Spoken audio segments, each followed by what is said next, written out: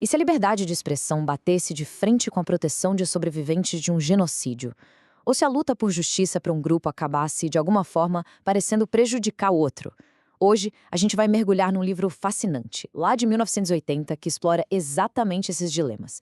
Ele usa um momento específico da história para nos ensinar sobre aquelas escolhas quase impossíveis que, no fundo, todos nós enfrentamos.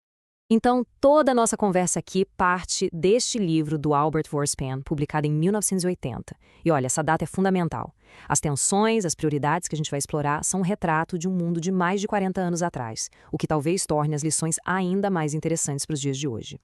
E tudo se resume a esta pergunta que nunca envelhece. O livro já avisa de cara, não tem resposta fácil, porque na vida real elas simplesmente não existem. Pelo contrário, a ideia aqui é explorar a própria natureza de um dilema. Aquele momento super desconfortável em que não existe uma escolha claramente certa. Ok, então como é que a gente pode sequer começar a analisar esses problemas? O autor nos dá uma estrutura, uma espécie de lente para a gente entender por que essas escolhas eram tão angustiantes e por que as respostas estavam longe, mas muito longe de serem óbvias. E aqui está o pulo do gato. O livro define o chamado dilema judaico não como um conflito entre o certo e o errado, mas como uma tensão entre dois certos. Duas reivindicações morais, que são ambas extremamente poderosas e que puxam a gente para direções completamente opostas. E olha só como o livro destrincha essa tensão. De um lado, na coluna da ética judaica, a gente vê os ideais universais, justiça para todos, a busca pela paz. Do outro lado, nos interesses judaicos, as necessidades mais particulares, a sobrevivência do próprio grupo, a segurança. É esse choque, sabe, entre o universal e o particular que está no coração de quase todos os dilemas que o livro apresenta. Agora vamos ver como essa estrutura se aplica na prática, em questões sociais bem concretas que estavam rolando nos Estados Unidos daquela época. É aqui que a teoria encontra a realidade, e muitas vezes de um jeito bem doloroso.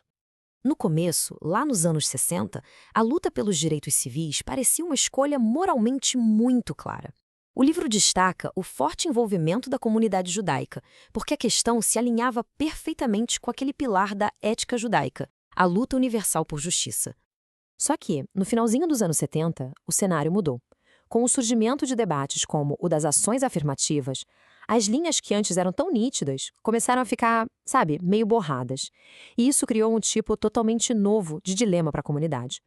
E esta tabela aqui ilustra o dilema perfeitamente. De um lado, a gente tem argumentos que ecoam a ética judaica, a necessidade de reparar uma injustiça histórica. Do outro, argumentos que tocam nos interesses judaicos, a preocupação com uma possível discriminação reversa e a defesa do mérito que poderiam afetar a própria comunidade. Duas posições moralmente defensáveis em rota de colisão total.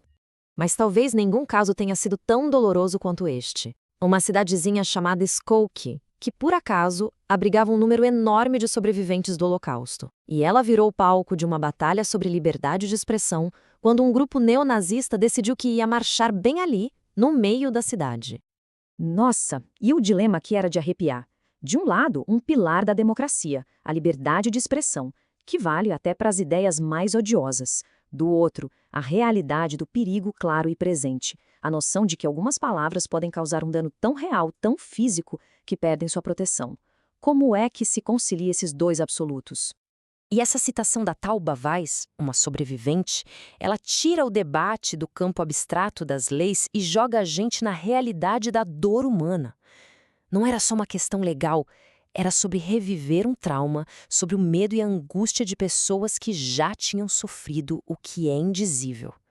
Agora, vamos mudar um pouco o foco para outro tema central do livro: os debates internos da comunidade judaica americana sobre Israel, que representavam outra tensão fundamental daquela época. E essa aqui, nossa, essa talvez fosse a pergunta mais delicada de todas. Uma questão que colocava, de um lado, a lealdade e a solidariedade com o Estado visto como essencial para a sobrevivência judaica, e do outro, o direito fundamental à liberdade de consciência e de discordar. E aqui a gente vê bem esse conflito de ideias. De um lado, a visão da centralidade de Israel, que defendia que a crítica pública poderia enfraquecer um Estado que vivia em constante perigo. E do outro, a afirmação da diáspora, que argumentava que o silêncio poderia comprometer o caráter moral que todos tinham a responsabilidade de zelar. Lealdade versus responsabilidade. O livro reconhece que no centro de muito desse debate sobre discordar ou não estava a complexidade ética da questão palestina, que era descrita como um dilema de dois povos com reivindicações legítimas sobre a mesma terra. Isso tornava qualquer posição, seja de apoio ou de crítica, moralmente muito carregada. Ok. Diante de dilemas tão profundos, ação afirmativa, liberdade de expressão, políticas sobre Israel, a pergunta que fica é: e aí? O livro nos diz o que fazer? Existe uma resposta certa? E é isso que nos leva à grande conclusão desta análise. A chave não está na resposta, mas sim no processo para chegar até ela. O autor não oferece uma saída fácil.